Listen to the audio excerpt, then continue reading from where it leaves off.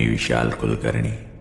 माझं वय साधारण 20 ते 22 आहे आणि हा अनुभव मला दिवाळीच्या सुट्ट्यांमध्ये आला आहे. मी दरवर्षीप्रमाणे यावर्षी माझ्या आजी आजोबांकडे त्यांच्या गावी गेलो होतो.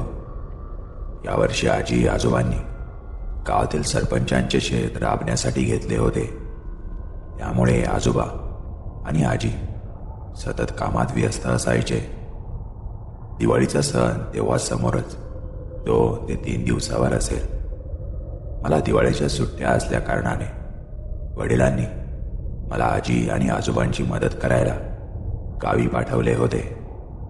माझे आजोबा तसे खूप धाडसी स्वभावाचे होते.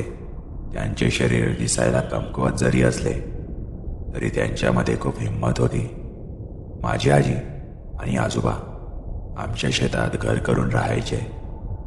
गावातील तसे बरेच लोक शेतात राहायला आले होते. जास्त तर लोक या कोरोनाच्या वेळेस आपापल्या शेतात स्थायी झाले. माझी आजी आणि आजोबा खूप दिवसांपासून शेतावरच राहत होते. त्यांनी माझ्या वडिलांच्या नोकरीसाठी गावातील घराची जमीन विकून पैसे दिले होते. ते दोघेही खूप दिवसांपासून इकडेच राहायला होते. त्या दिवशी दिवसभर शेतावरची लाईट आली नव्हती, म्हणून आम्ही जे शेत राबायला घेतले होते त्या शेतातील पिकांना मोकळे पाणी द्यायचे राहिले होते. साधारण रात्री 10 वाजता आज त्या शेतावरची लाईट येणार होती. तसे आजोबांनी मला अगोदरच सांगितले होते की तू रात्रीला माझ्यासोबत शेतावर येशील. माझी आजी त्या दिवशी जाताना आजोबांना आणि मला सांगत होती, अहो उद्या जा, आता खूप वेळ झाला आहे. पण माझे आजोबा खूपच हट्टी स्वभावाचे होते. ते माझ्या आजीचे काहीच ऐकून घेत नव्हते. त्यांना त्या रानमाळाची काहीच भीती वाटत नव्हती. त्या दिवशी साधारण मी आणि आजोबा 9 वाजता घरून निघालो. काही क्वचितच थंडी होती, त्यामुळे आजोबांनी आणि मी सुद्धा अंगात स्वेटर घातले होते. आजोबांनी त्यांच्या डोक्याला त्यांचा रुमाल गुंडाळला होता. आम्ही आजींना सांगून तिकडे त्या शेताकडे निघालो. आम्हाला त्या शेतात पोहोचायला साधारण 15 ते 20 मिनिट तरी लागत होते. मी माझ्या मोबाईलची बॅटरी चालू केली आणि माझ्या आजोबांनी त्यांनी घरून घेतलेली बॅटरी चालू केली. तिचा तो लांब प्रकाश चमकवत आजोबा मला पुढील रस्ता दाखवत होते आणि पुढे चालत होते. मी त्यांच्यासोबत पाय उचलत चालत होतो. आता आम्ही दोघेही एका पायवाटेला लागलो. ही पायवाट खूपच झाडाझुडपांनी वेढलेली होती. काही पानांचा बाचोळा त्या वाटेत पडलेला होता. तसे आम्ही पुढे जात होतो. बघता बघता मी आणि माझे आजोबा त्या आमच्या शेतापर्यंत येऊन पोहोचलो. आजोबांनी विहिरीवर पोहोचताच शेतातील लाईट आली आहे का ते बघितले. तेव्हा लाईट आलेली नव्हती. तशी काही वेळात लाईट आली. आजोबांनी लगेच विहिरीतील मोटर चालू केली आणि आजोबा त्यांच्या कामाला लागले. मला जमेल तशी मदत मी आजोबांना करत होतो. काही वेळात मी खूप दमलो आणि तिथेच त्या विहिरीवर येऊन बसलो.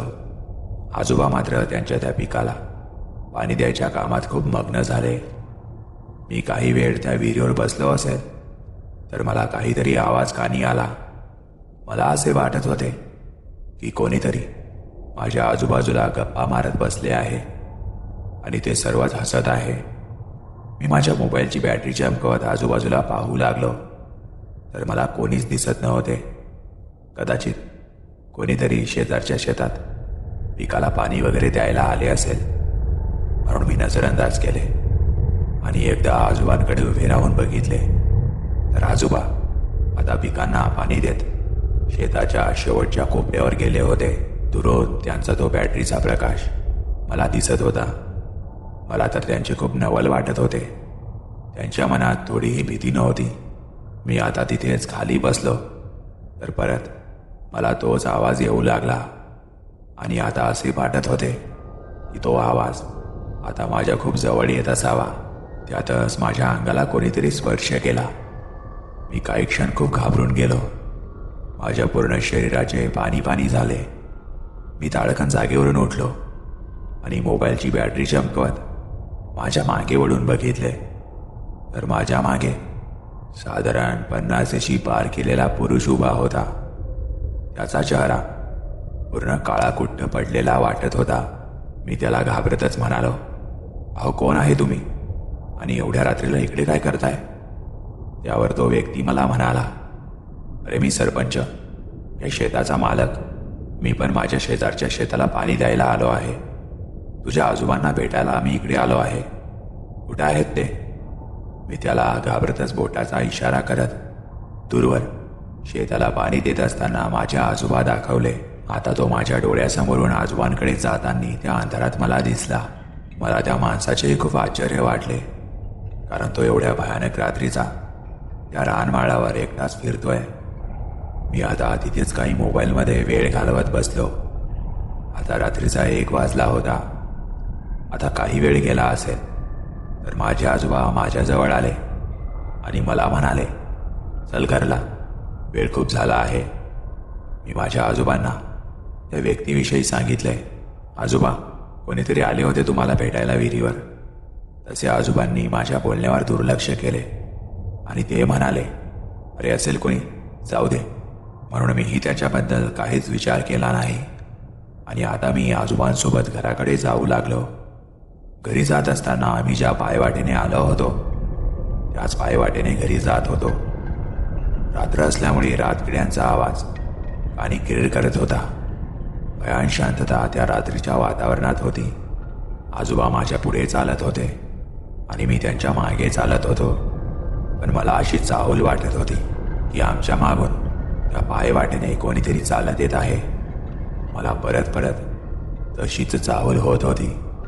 म्हणून मी एकदा मोबाईलची बॅटरी चमकवत मागे उठून बघितले तर मी काही क्षण खूप घाबरून गेलो.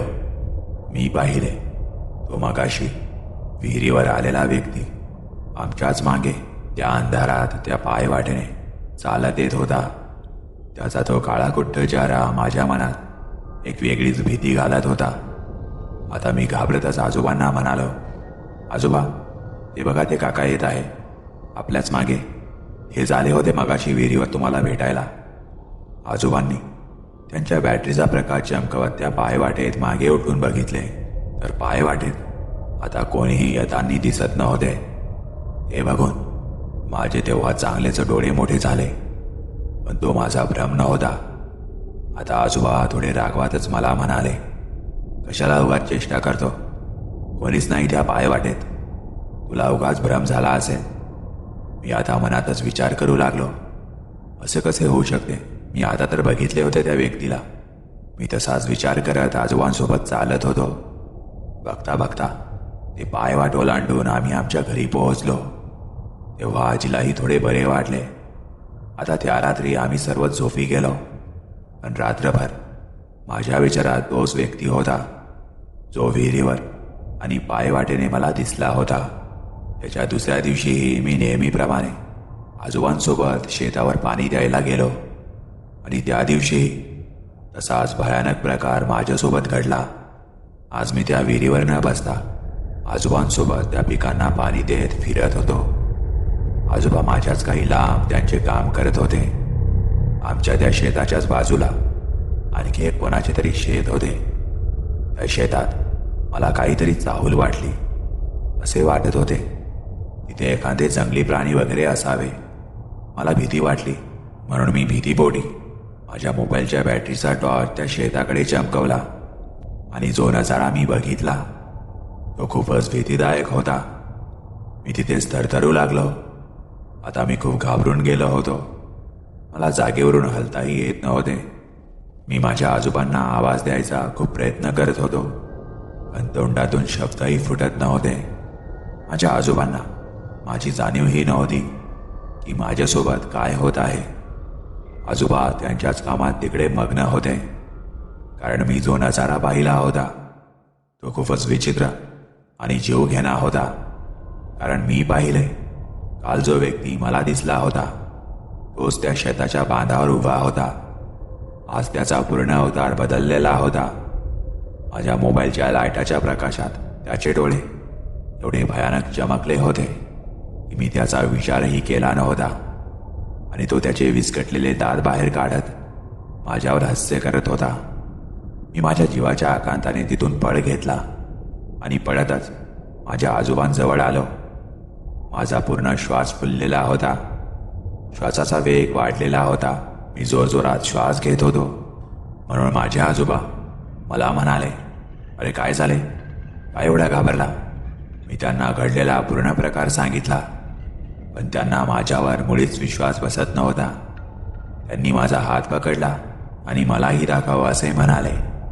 मी त्या प्रकाराला खूप घाबरलो होतो, म्हणून मी त्यांना तिकडे जायला नाही म्हणत होतो. पण त्यांनी मला हट्ट करून त्या ठिकाणी आणले आणि त्यांची बॅटरी चमकवत ते त्या शेजारील शेतात बघू लागले. काही क्षणातच त्यांनाही तो प्रकार दिसला. जो मला दिसला होता त्याचे ते विकृत हास्य करणे चालूच होते. माझ्या आजोबांचेही आता चांगलेच डोळे मोठे झाले. तेही काही क्षण घाबरले आणि मला घेऊन घराच्या पायवाटेने निघाले. कदाचित त्यांनाही त्या प्रकाराबद्दल माहीत होते, म्हणून त्यांनी धीर धरून मला त्या शेताच्या बाहेर काढले. आम्ही त्या पायवाटेने लागलो आणि काही पाय उचलतच घराकडे जाऊ लागलो. आजोबा मात्र माझ्याशी आता काहीच बोलत नव्हते आणि पाय उचलतच माझा हात धरून पुढे चालत होते. आणि पुढे चालत असताना मला म्हणाले, मुळीच मागे उलटून बघू नको.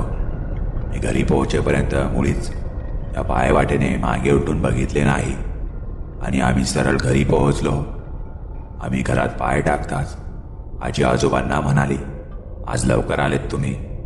आजोबांनी आजीला त्या रात्री काहीच प्रत्युत्तर दिले नाही आणि सरळ झोपी गेले. त्याच्या दुसऱ्या दिवशी आजीला आम्ही सर्व प्रकार सांगितला. आजीलाही आश्चर्य वाटले. आजोबा मला त्या दिवशी त्यांच्या गावात घेऊन गेले आणि आम्ही ज्या सरपंचांचे शेत केले होते त्यांच्या घरी घेऊन गेले आणि त्यांच्या मोठ्या मुलाला सर्व प्रकार सांगू लागले. त्यातच माझे लक्ष भिंतीवर लटकवलेल्या एका फोटोवर गेले. तर मी पाहिले, जो व्यक्ती मला त्या दिवशी विहिरीवर दिसला होता तो त्याचाच फोटो होता. त्याला हार लावलेला होता आणि त्यावर जी तारीख नोंदलेली होती ती मागील वर्षातील तारीख होती. आता तर माझ्या पायाखालची जमीन सरकली. तो काय प्रकार होता आता मलाही कळाले होते. आम्ही मात्र त्या दिवसपासून त्या शेतातील सर्व कामे संध्याकाळपर्यंत आटपून घरी परतायचो.